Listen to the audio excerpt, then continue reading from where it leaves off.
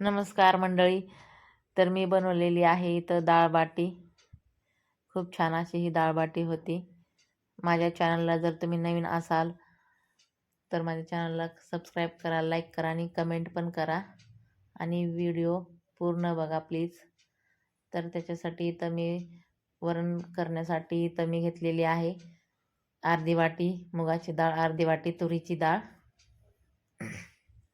ही जी डाळ आहे तर 2-3 पाण्याने चोळून धुवून घेणार आहे मी, कारण डाळीला जे आहे ना पॉलिश मारलेलं असतं, त्याच्यामुळे 2-3 पाण्याने ही डाळ धुवून घ्यायची. आता ह्याच्यामध्ये मी टोमॅटो टाकलेला आहे चिरलेला. टोमॅटोची बिया काढून घेतल्यात मी. तर आता ही टोमॅटो आणि डाळ कुकरला लावणार आहे मी.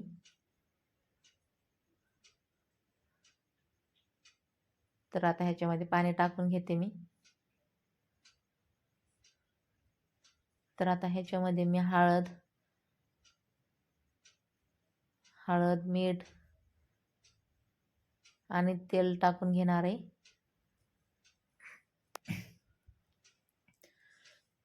आणि ह्याच्या 2 शिट्ट्या काढून घेणार आहे मी. तर आता इकडं कुकर लावलेला आहे मी गॅसवरती. तर इकडं मी आता पीठ मळून घेणार आहे बाटीचं. तर त्याच्यासाठी इथं मी गव्हाचं पीठ घेतलंय 4 वाट्या.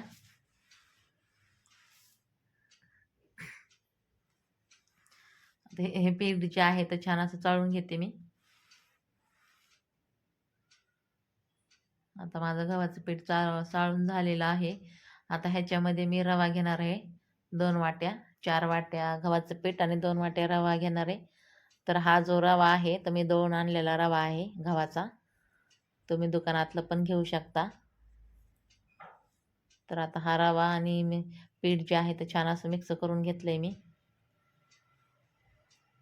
आता ह्याच्यामध्ये ओवा घेतलाय मी 1 चमचा.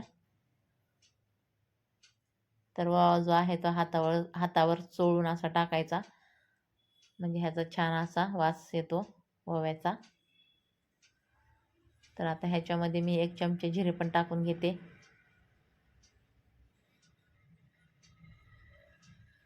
थोडीशी चिमूटभर हळद पण टाकून घेते. हळद जास्त टाकली नाही मी, चिमूटभरच टाकली. आता सोबत चवीपुरतं मीठ, थोडंसं चिमूटभर खाण्याचा सोडा पण टाकून घेते. जास्त नाही टाकायचा सोडा, चिमूटभरच टाकायचं. आता ह्याच्यामध्ये 2 पळ्या तेल टाकून घेते मी. तेल टाकल्यामुळं जी आपली ती बाटी आहे तर ती छान अशी खुसखुशीत होती मस्त. तर आता हे सगळं मिक्स करून घेते मी. छान असं तेल पिठाला चोळून घेते. पूर्ण पिठाला लागायला पाहिजे हे तेल. पिठाचा गोळा झाला की समजायचं पीठ आपलं छान चोळून झालेलं आहे. तर आता मी हे पीठ मळून घेणार आहे. आणि हे जे पीठ आहे तर घट्टसरच मळून घ्यायचं, पातळ मळायचं नाही हे पीठ. तर माझं पीठ मळून झालेलं आहे. तर इकडं डाळ पण शिजली. छान अशी ही डाळ शिजलेली आहे, तुम्ही बघू शकता मस्त अशी. आता ही डाळ जी आहे तर छान अशी घोटून घेते. तर इकडं मी फोडणीसाठी घेतलेलं आहे आलं, लसूण, बारीक चिरलेली कोथिंबीर आणि कढीपत्ता घेतला आहे वरणाच्या फोडणीसाठी. तर इकडं मी मिक्सरला आलं, लसूण, कोथिंबीर बारीक करून घेतली. तर आता इथं ह्याच्यामध्ये मोहरी टाकून घेते मी तेलामध्ये. मोहरी छान तडतडली की जिरे पण टाकून घेते. आता ह्याच्यामध्ये आलं, लसूण, कोथिंबीरची पेस्ट पण टाकून घेणार आहे मी.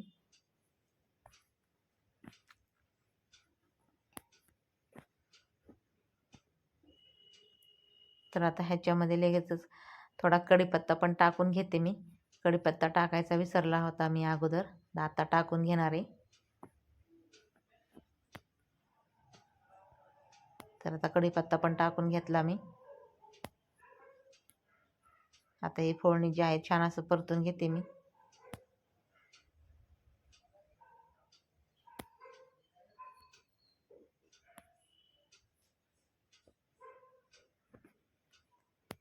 तर ह्याच्यामध्ये थोडंसं मी आमचूर पावडर, हळद थोडीशीच टाकणार आहे. हळद आधी पण टाकली होती मी.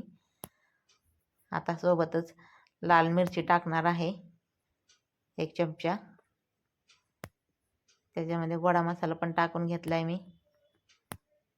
आमचूर पावडर पण टाकून घेतली आहे आणि दाल तडका मसाला जो असतो तो पण टाकून घेतला आहे मी. आता हे सगळं मिक्स करून घेऊया सगळे मसाले. आता ह्याच्यामध्ये ती शिजवलेली डाळ जी आहे तर ती फोडणी देऊन घेते मी वरणाला. तर छान अशी आपली फोडणी देऊन झालेली आहे, तुम्ही बघू शकता.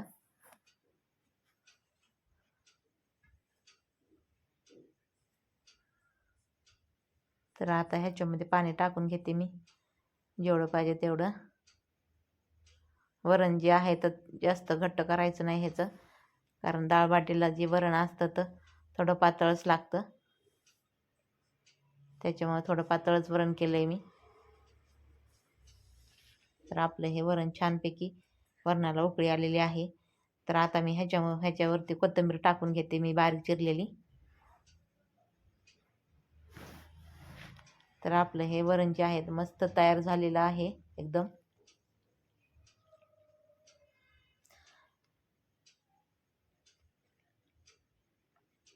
तर वरण झालंय आपलं. तर इकडं मी आता गॅसवर ते कढईमध्ये पाणी टाकून घेणार आहे, साधारण 1.5 तांब्या.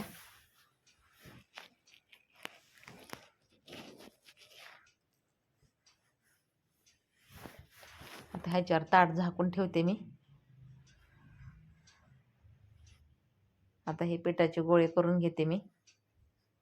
तुम्हाला जसे पाहिजे तसे तुम्ही रोल करून घेऊ शकता किंवा गोळे पण करू शकता ह्याचे. तर मी आता एक असा रोल करून घेतलेला आहे पिठाच्या हुंड्याचा आणि एक जे आहे तर असा गोल हुंडा करून घेतला आहे. तर अशा प्रकारे मी करून घेतलेले आहेत सगळे. काही हुंडे केलेत आणि असे रोल करून घेतलेत गोल. तर आता एका चाळणीमध्ये ठेवून घेतले आहेत मी. तर आता ह्याला ना छिद्र पाडून घेते मी. काट्या चमच्याने छिद्र पाडून घेणार आहे मी ह्याला. तर पाण्याला पण छान अशी उकळी आली इकडं. तर ह्याच्यामध्ये जे गोल केलेले हुंडे होते ना ते टाकून घेते आधी. काही शिजवून पण घेणार आहेत आणि काही वाफवून पण घेणार आहेत आपण. तर कढईमध्ये हे हुंडे जे आहेत तर खाली शिजतील त्याच्यामध्ये मी आता तेल टाकून घेते. आता ह्याच्यावरतीच मी ही चाळणी पण ठेवून घेणार आहे. तर दोन्हीची बाट्या आहेत आपल्या संगच, एक वाफून निघल आणि एक जे आहे तर शिजून निघतील. दोन्ही एकत्रच होतील आपले कामं. तर आता मी हे काढून घेते वरची चाळणी. तर छान अशी वाफून निघली आपली बाटी.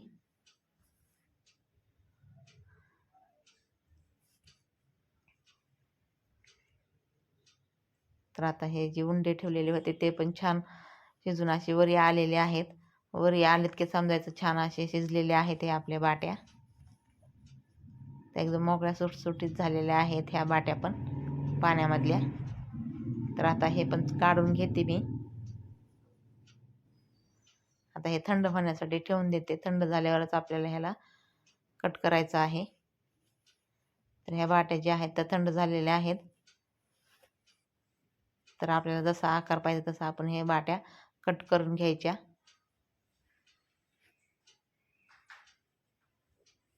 तर मी असं कट करून घ्यायला लागले, तुम्ही बघू शकता.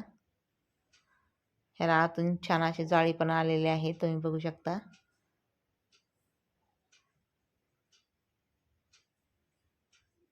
आता दुसरं पण कट करून घेते मी असंच. तर दोन्ही प्रकारच्या आपण बाट्या केलेल्या आहेत इथं.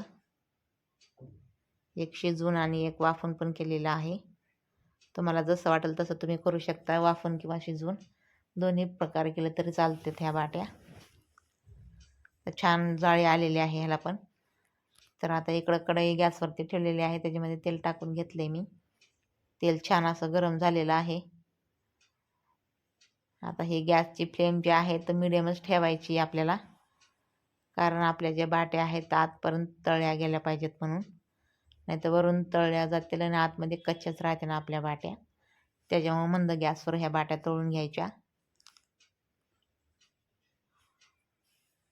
माझ्या चॅनलला नवीन असाल तर प्लीज माझ्या चॅनलला सबस्क्राईब करा, लाईक करा आणि कमेंट पण करा.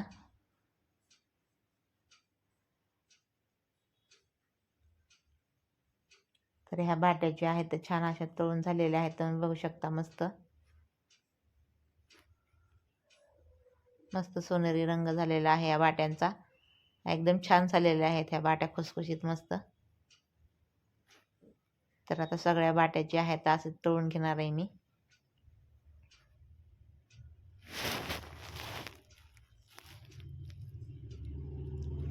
तर आपल्या बाट्या ज्या आहेत त्या सगळ्या तळून झालेल्या आहेत मस्तपैकी.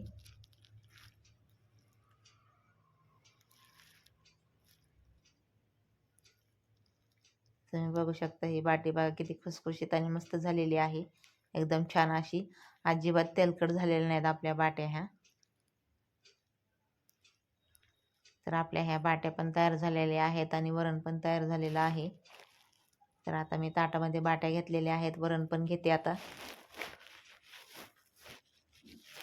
आता ह्या ज्या बाट्या आहेत ह्याचा थोडासा चुरमा पण करून आपण गुळासोबत किंवा हे चुरमा केलेला आहे गुळासोबत किंवा साखरेसोबत तूप टाकून खाऊ शकतो. असं पण खूप छान लागतात ह्या बाट्या. तुम्हाला जसं पाहिजे तसं तुम्ही खाऊ शकतात, वरणामध्ये किंवा गुळामध्ये किंवा साखरेमध्ये. आता ह्या वरणामध्ये आपण तूप टाकून घेऊया आणि या चुरम्यावर पण तूप टाकून घेऊया. ह्या चुरम्यावर मी गूळ टाकलेला नाही आहे, कारण आम्ही जास्त गोड खात नाही इथं. तर आपले हे दाल बाटीची थाळी मस्त तयार झालेली आहे.